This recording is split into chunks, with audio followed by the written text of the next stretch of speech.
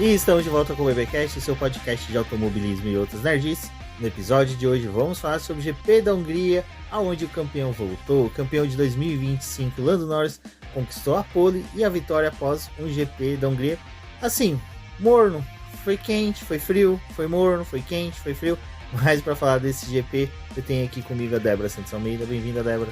Olá pessoal, sejam bem-vindos a mais um episódio do BBcast. Pois é, o Lando Norris venceu e a Aston Martin levou uma porrada de atualização para a pista. Praticamente um carro novo, né?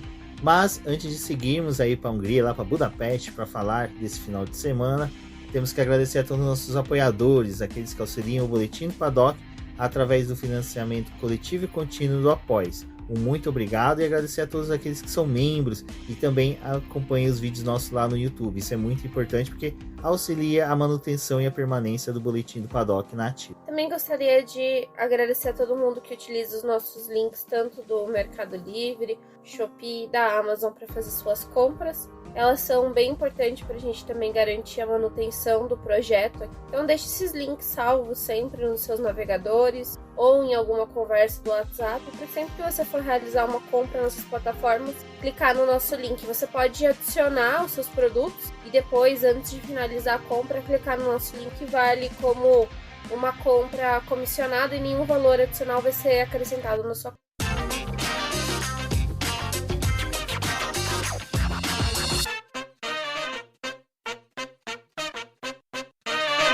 Bom, antes de entrarmos na corrida em si, no final de semana na pista, temos que falar do que fora a pista, extra pista, que é o calendário da Fórmula 1, que ainda permanece sendo discutido, apesar do campeonato já estar correndo em 2026. Para quem chegou na Terra hoje ou acordou de algum coma induzido, saiba, tivemos algumas provas canceladas ali no Oriente Médio, como a do Bahrein, a da Arábia Saudita, em decorrência dos conflitos que está acontecendo entre Estados Unidos e Irã. Israel. E Israel também, não se esquecê-lo do bendito Israel. Bom, falando nisso, em decorrência dos cancelamentos dessas provas, ainda está sendo discutido, né, como a Fórmula 1 vai suprir a ausência delas, né? Porque eles não estão contentes em fazer mais de 20 provas, não, eles querem fazer a badge de no mínimo 22 provas, e se tudo der certo a favor deles, eles fariam 30 provas nesse ano.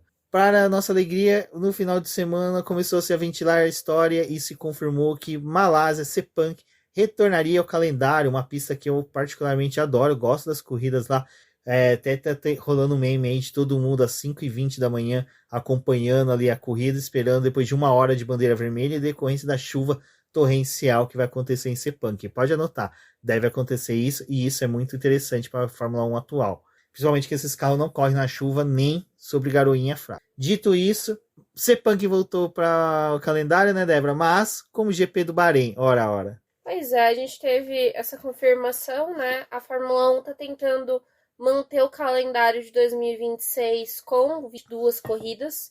Essa prova da Malásia, que vai acontecer entre a corrida do Azerbaijão e a de Singapura, é uma tentativa de não ter tantos cancelamentos esse ano, porque já estão, né, pensando no cancelamento também do Qatar e Abu Dhabi. Eles devem anunciar ou depois das férias ou ali, né, próximo a setembro, essa mudança no calendário, porque, né, sempre que cancelam uma corrida, principalmente com os países do Oriente Médio, tem toda aquela negociação, porque eles ainda querem fazer uma corrida, né? E como eles são os maiores patrocinadores, né, dentro da Fórmula 1, tem essa coisa de tentar fazer a corrida. Eles estão falando que o confronto está acontecendo, mas não está afetando a vida dos locais, não está afetando as pessoas aqui, a gente ainda pode fazer os nossos eventos. Então a Fórmula 1 está tendo uma cautela maior com o cancelamento do Qatar e Abu Dhabi.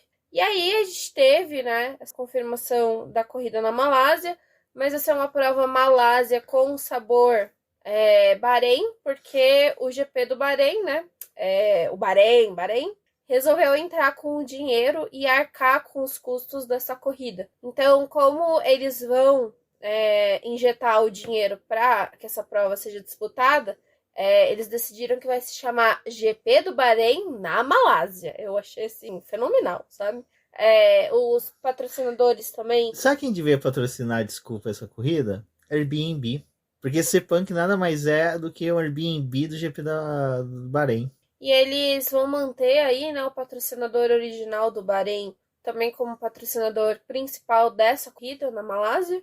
E a gente vai ter aí uma provinha, né, no Oriente Médio, mas que não é no Oriente Médio. É uma oportunidade da Malásia de sediar uma corrida, já que a última prova foi em 2017. Até foi engraçado porque quando começou essa suposição da corrida, e eu até escrevi um texto lá pro BP falando sobre isso, eu achei uma foto dos pilotos do GP de 2017, porque quando acabou a corrida lá, eles foram todos na área do pódio e aí tiraram uma foto, né, com todos os pilotos. E assim, uma galera que a gente já conhece ainda tá no grid.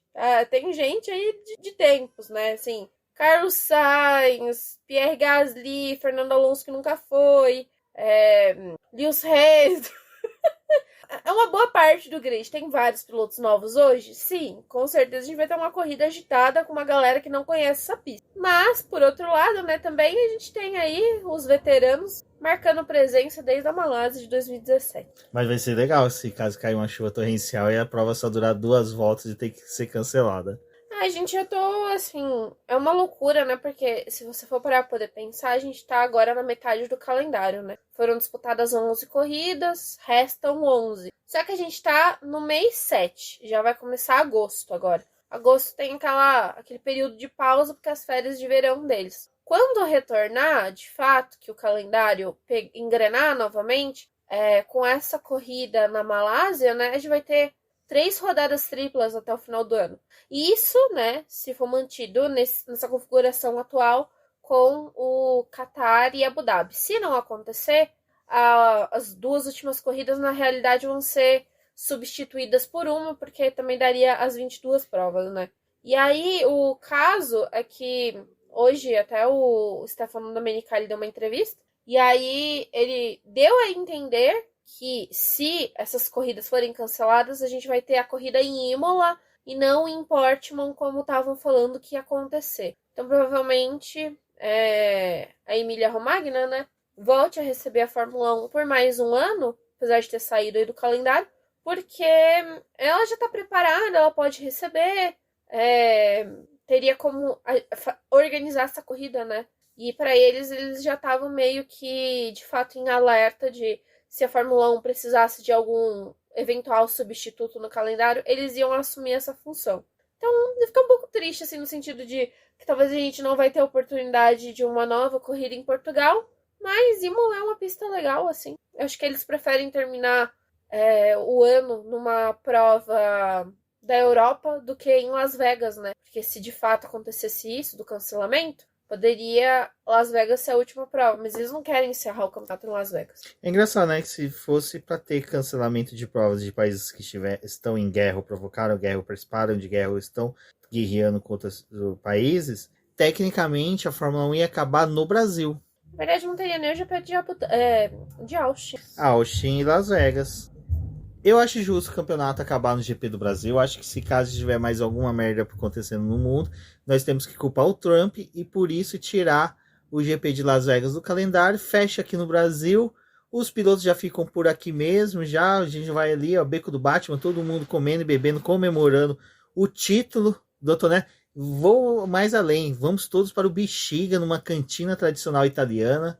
Todo mundo come e bebe, vai o pessoal da Mercedes que vai ficar feliz de ir para uma cantina italiana, vai o pessoal da Ferrari que também vai curtir por estar numa cantina italiana, e vai o resto dos pilotos que também gostam de uma boa resenha numa cantina italiana. Mas, falando em punir um país, quem é a Fórmula 1 para punir um país se eles nem sequer conseguem punir junto com a FIA corretamente os pilotos? Após o GP da Bélgica, ali em Spa-Francorchamps, teve uma reuniãozinha dos comissários junto com os pilotos para informar o pessoal, erramos, fomos moleques, deveríamos ter punido Leclerc. Olha só, então quer dizer que tudo aquilo que a gente falou que realmente Leclerc merecia punição, que era uma punição viável, que o pessoal ficou colocando, vocês estão errados, isso é hate com Leclerc. Não é hate com Leclerc, são as regras, Leclerc tinha que ter sido punido sim. Pois é, né? Depois que acabou o GP da Bélgica, a gente teve aí novamente os comissários se explicando com o que aconteceu com o Charles Leclerc, porque a gente teve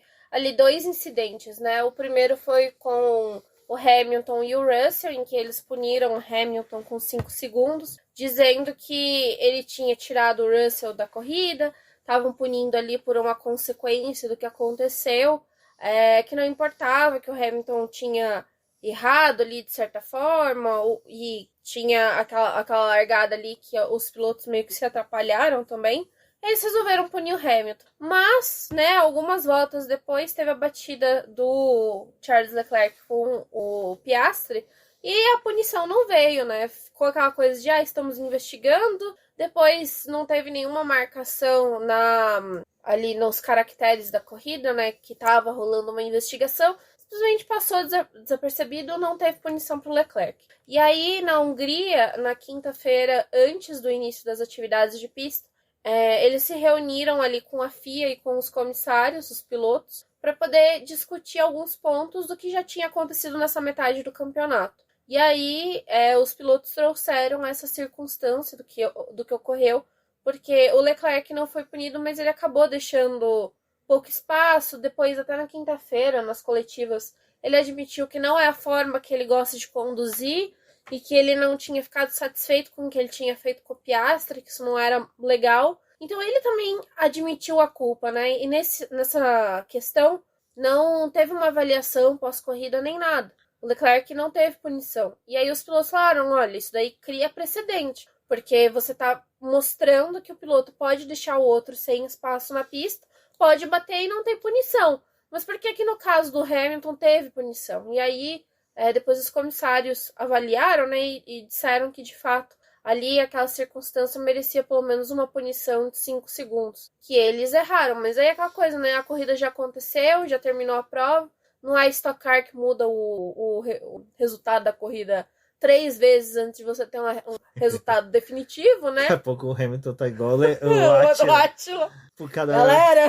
Galera, tô aqui, ó, cortando a pinça de freio pra mostrar que meu freio é melhor que o do Leclerc. E aí, né, pois bem, aquela coisa, né, precedente de novo, foi o que aconteceu ali quando a Alpine pediu aquela revisão da punição por conta do limite do pit lane. Teve a questão com o Russell também, umas corridas atrás aí, na Áustria, que ele tirou o pé e... Não, ele maciou o pé. Maciou o pé para poder dizer que ele tirou. Eles consideraram que ele não teve ganho, né, naquela volta, apesar dele ter conseguido a pole, enfim. E aí... O que o Leclerc fez esse final de semana de novo, né? Não, o Leclerc não, foi o Antonelli. Foi o Antonelli. O Antonelli foi garoto. E é isso, né? A gente teve essa questão. E aí foi até interessante porque teve essa reunião. Em teoria, todos os pilotos deveriam participar. E o Hamilton não estava. A dupla também da Cadillac e da Aston Martin não foi nessa reunião. Só que o Hamilton ficou aquela coisa, né? Tipo, o Hamilton ele ia escutar mais o quê? Porque ele tá vindo punido assim. Descobriram que podem punir o Hamilton a qualquer coisa. Ele respirou, ele ia punir. Enquanto todos os pilotos, dane-se. Ele ia falar o quê nessa reunião? E a não presença, né, dos pilotos da Cadillac e da Aston Martin era até justificada por causa das questões com os carros. Mas foi isso, né? Os caras da Cadillac nem tá terminando a prova. Pra que eles vão participar da reunião? E aí os pilotos exigiram que alguma coisa seja feita, mas esse assunto vai ser discutido para 2027. Eles têm uma segunda reunião desse tipo mais para o final do ano, para a conclusão do campeonato, para eles dizerem o que eles acham ou não da parte ali dos comissários. Só que assim, cai de novo naquela questão que a gente sempre fala, né? Se tivesse um grupo fixo de comissários atuando no campeonato, ou pelo menos em uma metade do campeonato, depois em uma outra, tivesse esse revezamento e não fosse um revezamento basicamente por etapa, a gente teria uma consistência melhor do tipo de aplicação de punição, né? Até os pilotos falam dessa necessidade de você ter um piloto ali como comissário, mas um piloto mais recente, não os pilotos que, tipo, correram na Fórmula 1 quando o Brasil estava sendo descoberto. Tipo o Sony, né? Não vai chamar o Sony. Vamos chamar o Sony, vamos chamar alguém, né, que de fato... Assim, chama o Palmer, né? Que o Palmer fica escrevendo texto e falando dos carros de todo mundo, chama ele pra poder ser comissário, pô. Não, o Palmer seria uma boa, não é tão ruim. Eu não tô criticando, eu não gosto dele, mas os textos dele é bom. Não, tem uns caras... Eu acho que sabe quem podia vir? Nosso querido Latifi. Já que ele é. DJ. Já coloca ele de DJ na quinta e sexta tocando aí. No domingo ele vai de comissário. Olha que sensacional. Já que a atuação dele nunca mudou o resultado de corrida, né? Não foi dele. Não, foi dele, veja bem, foi do Mansell. Foi do Mansell. E é muito engraçado, gente, porque qualquer coisa que você publica com relação a isso, Mano, ou o fato do Hamilton ter sido punido esse final de semana de novo, cara, eu tava até falando pro Rubens, né, porque assim, eu não costumo muito entrar no Facebook, mas a gente tem a página do BP lá. Então tudo que eu publico no Instagram sai no Facebook automático, eu não tenho um controle. Só que de tempos em tempos eu entro lá na página pra poder ver, e é muito engraçado. Sempre que tem punição pro Hamilton, tem uma galera tipo, ai, que filha da putagem, não sei o que, era pro Hamilton já ter 10 títulos, e esse pessoal garfa o Hamilton de todas as formas, e aí também tem o pessoal que acha que, tipo, o Hamilton nunca merecia ter ganhado os 8 títulos. 8 pra mim, tá bom? 7, enfim. Se o Zac Brown falou que são 8, são 8. Se o Zac Brown falou que são 8, eu gosto do Zac Brown, é 8. É isso. É muito bom.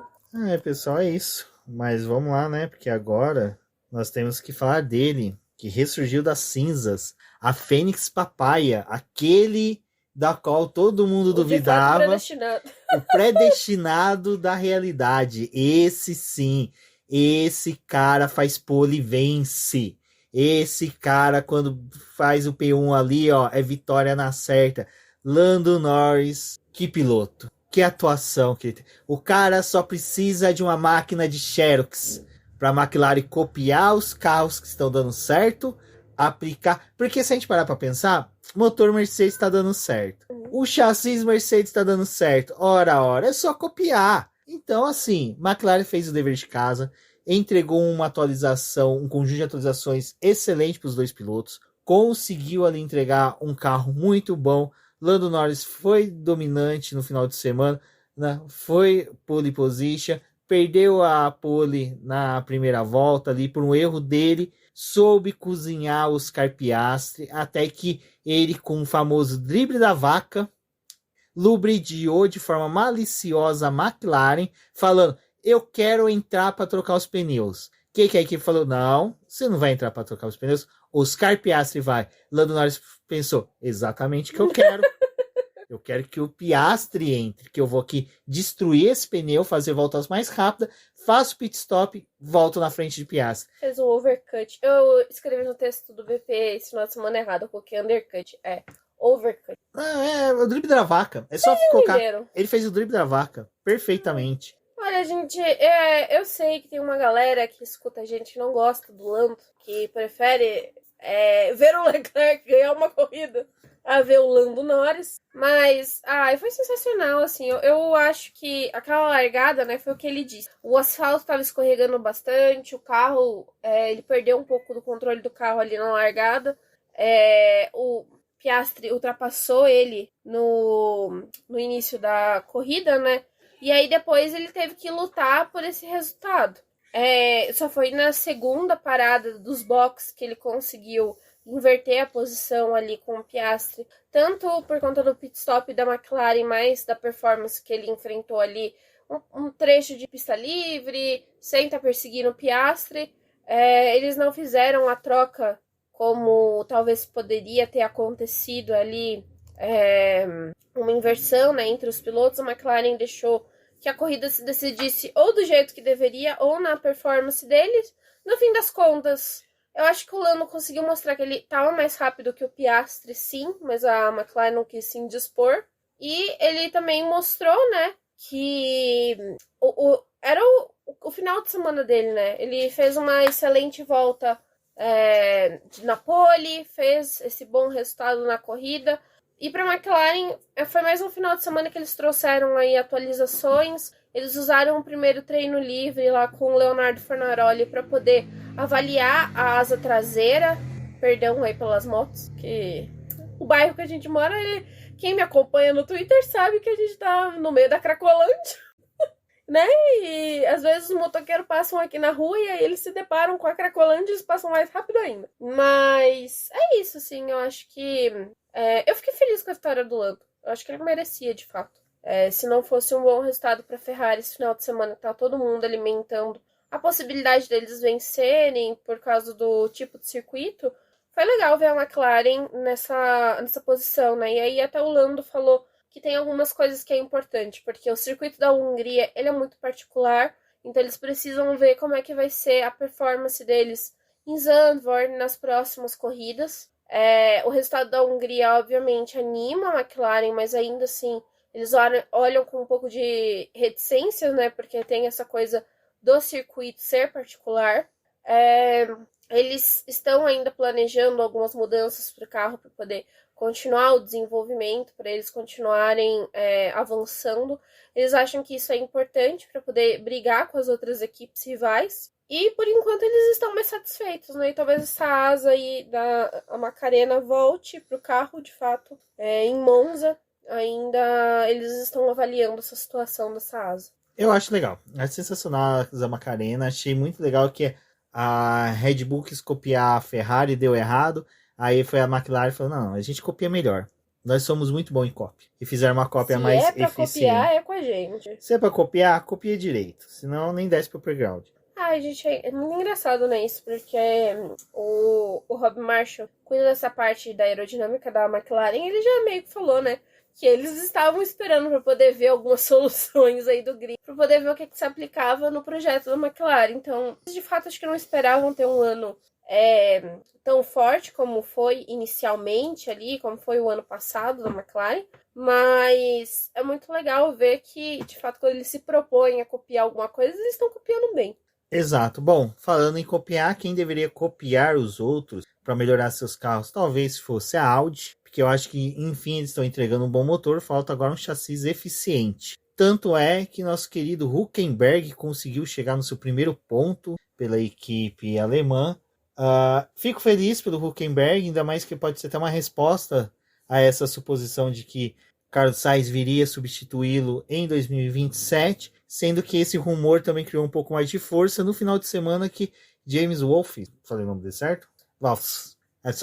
Então, o James, querido James, famoso Thiago no Brasil, pegou e falou que realmente o regulamento pegou ele de surpresa. Ora, um regulamento que está discutindo há anos foi pego de calças curtas, senhor Thiago. Então, ele falou que foi um momento ruim ali para a equipe, da escolha de algumas direções foi muito ruim. De desenvolvimento do carro, e por isso que ele não tem tantas esperanças com 2026, que o foco agora é 2027. O que para Carlos Sainz já não é tão interessante, que a partir do momento que você começa a falar que vai abandonar uma temporada para focar na seguinte, sendo uma equipe igual a Williams, que ainda, apesar do desenvolvimento e evolução que teve comparado à época que era administrada pela família de Frank Williams, não é o mesmo futuro que vem encaminhando a McLaren, por exemplo, que teve uma mudança radical, de mudança de chave ali do gerenciamento, desde copiar bons carros, até mesmo assumir que errou e rumar para o outro lado. O Carlos está tendo aquela necessidade de... Ele tá vendo alguns outros pilotos, tanto mais novos quanto da geração dele, com alguns resultados mais promissores, né? Ou em equipes mais encaixadas aí para os próximos anos. E aí ele até deu uma entrevista nessa semana falando que vai ser agora no período das férias que ele vai decidir se ele vai ficar com a Williams ou não. E aí ele até falou que essa coisa da Williams de demorar pelo menos 2 ou 3 anos para poder ter um resultado melhor, que não encaixa no que ele quer. Então é por isso que ele tá vendo outras coisas, porque como diz, né, esse negócio de fazer um arroz e fritar um nugget 3 horas não existe. Exato, então assim, como dito na live, né, até recomendo, pessoal, amanhã, segunda-feira, se estiver ouvindo hoje na segunda, ou se você temos live, se você ouviu na terça, vê a live de ontem. Então, eu acho que é interessante, assim, essa mudança, mas o Hülkenberg entregou hoje, né? Fez um pontinho ali, garantiu o ponto dele. Tudo bem que foi mais pelo abandono do nosso querido Piastri, mas, porém, faz parte. A Audi já tinha falado, né? Que eles estavam nessa posição de que em alguns momentos eles dependiam ainda do abandono de algum dos carros à frente, então era importante também estar ali em uma 11ª posição ou o que fosse para poder conseguir entrar na zona de pontuação, né? Então o Hülkenberg terminou aí em 9º, então são 2 pontos para ele, né?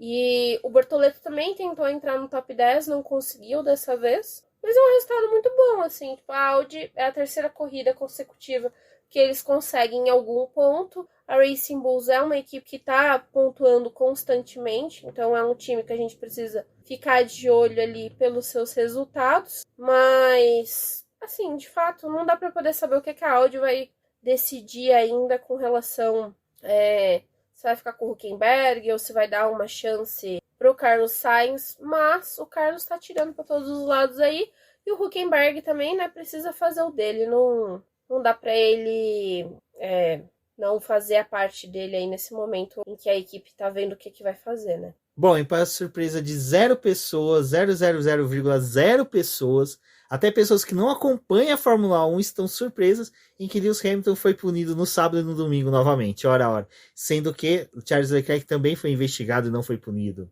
Surpresa novamente de 0 pessoas. Bom, é isso, pessoal. No sábado, né? Do sábado, realmente, a punição foi válida. Não é erro do Lewis Hamilton, mas um erro da Ferrari. Porque a Ferrari, após o Lewis Hamilton fazer a volta, que naquele momento ele garantia como pole, deveria ter avisado que ainda tinha pilotos em pista abrindo volta rápida, e uma delas era justamente Oscar Piastri, que vinha logo atrás dele. Então essa é a função do pessoal dos boxes, avisar para o piloto, falar, olha, tem alguém vindo em volta rápida. Normalmente, ainda ali mais na Hungria, é comum o cara fechar o tempo e o engenheiro já entrar e falar assim, Hamilton, Oscar Piastri logo atrás de você está fechando volta rápida, está abrindo volta rápida, encosta. E o piloto simplesmente vai ali, encosta, quase na saída dos boxes. Sai de pista, né? E deixa o outro passar. Não avisaram o Hamilton acabou fechando o Oscar Piastri, e o Hamilton até no momento abre o rádio e pergunta para a equipe, o Piastri estava em volta rápida? E os caras, tava. E ali o Hamilton já sabia que ia ser punido, até mesmo na hora que ele foi entrevistado, quando obteve o segundo lugar ali na largada, o pessoal viu que ele estava bem pensativo. Não era questão dele ter perdido a pole pulando Norris, não. Era realmente o fato de que ele sabia que ele tinha feito uma excelente volta, estava com um carro rápido e consistente para a corrida, mas que seria punido para o final, para domingo. E não foi só punido, ele foi punido e humilhado, vamos pôr assim. Porque criaram a nova regra que, ora, se você é punido depois do amiguinho, você... Como é que é, Débora, que aconteceu? Ele foi punido depois do Antonelli e por isso a aplicação da punição dele foi mais severa? Não, a punição do Hamilton e do Antonelli saiu com diferença de uma hora, mais ou menos, de uma para outra. Só que eles decidiram aplicar as duas punições juntas. Então não foi aplicado primeiro a punição para o Hamilton, que em teoria deveria ter largado do 4º lugar. Eles puniram os dois e só, levaram para cima, né? O Verstappen e o Piastri. E botaram o Hamilton lá em 5º, o Antonelli em 7º, que ficou um pouco estranho, né? Porque a punição foi aplicada depois, mas fizeram desse jeito, quiseram desse jeito. Mas em teoria, a gente achava que o Hamilton ia largar em 4º. Depois que o Antonelli ele recebeu a punição, ele largaria em 5º. Aí com a punição pro Antonelli, ele deveria ter ficado com o 4º lugar, né? Não... Exato. Eles fazem o que eles querem. Eles descobriram que o Hamilton pode ganhar o título. Aí eles vão tirar uma punição do rabo aqui. Por isso que eu falo, eu tenho saudades da Ferrari do Velho Testamento. Se fosse a Ferrari do nosso querido Jean Todt, Ross Brown, eles já estavam lá na frente, com o Luca Brasi batendo na porta da FIA, falando, meu amigo, vocês vão punir mesmo o Lewis Hamilton? Mas não, a Ferrari, ela enfraqueceu. Assim como a seleção italiana, a Ferrari está um frangalho. E eu estou muito feliz que a seleção italiana contratou o Pirlo para ser o técnico. E eu acredito que agora teremos Itália na Copa de 2030. Itália fora da Copa é uma heresia. Eu acho que ele tinha que ficar mais na Copa do que a Argentina, diga-se. Bom, mas agora há pouco a gente comentou, né, que a McLaren levou atualizações. Quem também levou atualizações para este final de semana, e foram atualizações deveras bem-vindas, foi a nossa querida Aston Martin, que não levou 13 atualizações, como ela disse. Ela levou um carro novo, um carro 0 km. Não, então eram 13 na do Alonso, né, e 16 no carro do Stroll, porque ele é filho do dono, né? Não, na verdade eles atualizaram os 2 carros e até teve um pito lá do Adrian Newey falando pra eles, antes de sexta-feira, que era pra eles não se baterem, não baterem em ninguém, não fazerem nada de errado, porque eles não tinham peça de reposição. E aí, no segundo treino livre, não, no terceiro, eles quase bateram. Os dois, um com o outro. Não, Achei legal, achei legal. eu achei que eles fizeram o trabalho que eles pediram, né? Eu falei, não bate. O Stroll deu um susto ali na sexta-feira, no primeiro treino livre, no final dele, que ele rodou por uma quebra na suspensão. E aí a Aston Martin nem liberou o carro para o segundo treino livre, eles nem arrumaram com rapidez, assim, para poder colocar o carro em pista. Foi só o Alonso que coletou dado no segundo treino livre. E a gente teve aí, né, um final de semana em que os dois carros terminaram a corrida. O Stroll terminou em 13º e o Alonso em 14º. O Alonso tá mais otimista com essas atualizações, porque eles não são mais o último carro do grid, pelo que a gente tá vendo aí. Em Zandvoort deve vir a atualização de motor. E o Alonso estava falando que gostou das atualizações, gostou do que veio aí pro carro. O Adrian Newey falou que eles estavam mais felizes com os treinos livres que foram realizados, não só pelas atualizações, mas porque agora, de fato, eles estavam vendo que foi observado no simulador e no que foi produzido de peça, eles tinham encontrado a correlação que não teve inicialmente com o carro, né? Mas a gente pode dizer que é basicamente um carro novo.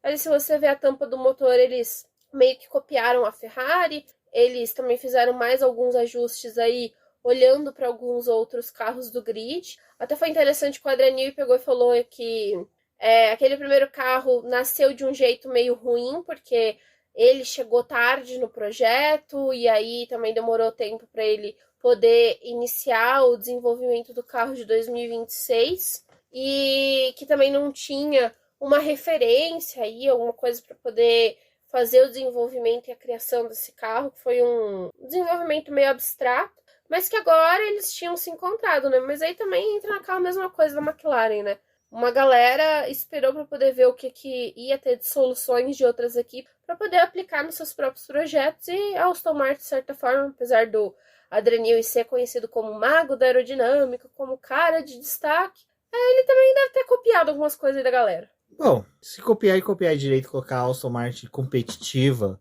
não igual foi o patético desempenho lá em Spa, eu acho que tá bom, tá legal. Mantendo o velho feliz, nesse caso eu tô falando do Alonso, é o que importa para nós. Mas quem ainda vive um drama na Fórmula 1 é a nossa querida Cadillac, que olha... Gente, é por isso que eu não compro Cadillac, viu? Cadillac é um carro complicado, é um carro que não tem freio, ou se tem freio ele pega fogo. Gente, a Cadillac tá enfrentando o calvário dela, né? Já tem alguns finais de semana aí que a gente vê eles abandonando por problema nos freios. É o freio traseiro, é o freio dianteiro, é falta de confiabilidade, é um carro que tem diversos problemas. Então, sim, tá bem ruim a situação do Pérez e do Bottas. Acho que pra Cadillac também a parte ruim é que eles não conseguem muito andar com o desenvolvimento desse carro, porque eles não estão conseguindo nem terminar a corrida. Então, é meio difícil você ir para esse lado do desenvolvimento do carro, né? Sendo que você ainda depende muito do que... de ter algum dado, né? Para você trabalhar em alguma coisa. E eles não estão tendo como ter um parâmetro de corrida, porque corrida sim, corrida também, eles têm abandono. Então, bem ruim aí pro Pérez e pro Bottas, né? Que termina a corrida e eles ficam... aquele problema de sempre, né? O problema que a gente tá enfrentando direto, a confiabilidade, o freio que toda hora pega fogo. Gente, sim, pede então uma dica pra Ferrari, né? Porque, porra, eles fizeram todo aquele negócio de redesenho no sistema de freio, sei lá, vai pedir ajuda pra alguém, porra. Não tá conseguindo fazer o freio do carro? Perigoso isso daí. E eles só tinham o trabalho de fazer o chassi. Porque o resto a Ferrari tá fazendo. Exato. Bom, e para finalizar, Max Verstappen conseguiu um honroso pódio na base da estratégia e também da velocidade, mas assim foi muito da estratégia. Novamente, nossa querida Hannah aí se destacando, porque ela optou por pneus macios ali no último stint do Verstappen. Ele saiu dos boxes perguntando se aqueles pneus macios seriam suficientes para ele terminar a corrida. O pessoal falou, vai meu filho, vai que a gente garante aqui. Depois a gente vê o que acontece. Tivemos Virtual Safety Car, todo mundo parou, Verstappen não, e garantiu assim o seu P2. Antonelli também foi ao pódio também na base da estratégia. Na verdade, os 3 primeiros colocados foram na base da estratégia. excelente estratégia, lógico que ou a também... estratégia deles ou a ruim da Ferrari. Exato. E a do Lando foi mesmo uma teimosia dele. Max Verstappen seguiu a equipe e Antonelli também seguiu a equipe. Foi um bom resultado para Antonelli, que pelo menos chegou à frente dos dois pilotos que estão disputando título com ele, né? No caso, o Russell chafurdou, teve uma largada. A pessoa tem que explicar pro Russell que quando vai largar não é engatar ré, tem que engatar a primeira, segunda e assim sucessivamente. Não, mas o motor realmente teve mais um problema. Estava até lendo sobre. Ele começou a acelerar o carro para poder encher o turbo e o carro travou ali o acelerador. Então ele apertava o acelerador e ele não fazia nada. Tipo, o motor não estava fazendo nada. Só que o motor começou a subir a rotação e aí entrou, né, no anti-stall lá no sistema de segurança. Então, quando teve a largada, o turbo do carro do Antonelli estava preparado e o do Russell não estava. Então, foi por isso que ele perdeu posição. Aquele problema de anti-stall, né, que quem acompanhava a Alfa Romeo, assim, tava vacinado. Exato. E no final, tanto o Antonelli quanto o Verstappen chegou ao pódio. O Antonelli garantindo aí sua liderança com 50 pontos a mais que Lewis Hamilton, que faz com que ele tenha 2 corridas aí de vantagem, né? Ou seja, 2 vitórias de vantagem sobre Lewis Hamilton. Lewis Hamilton conseguiu mais pontos que o Russell, 10 pontos a mais. Então isso faz com que Lewis Hamilton consiga permanecer na vice-liderança, que, diga-se de passagem, é um feito e tanto, né?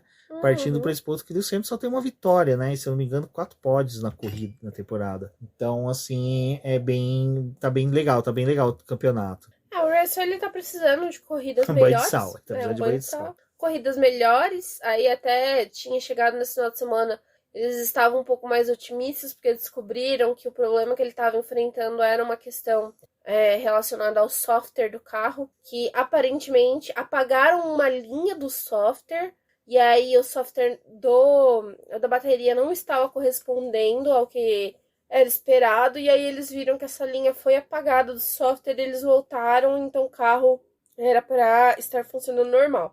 E aí tiveram esse problema aí de anti-stall com o Russell, né? Mas não foi um final de semana bom para Mercedes, não fizeram uma boa classificação.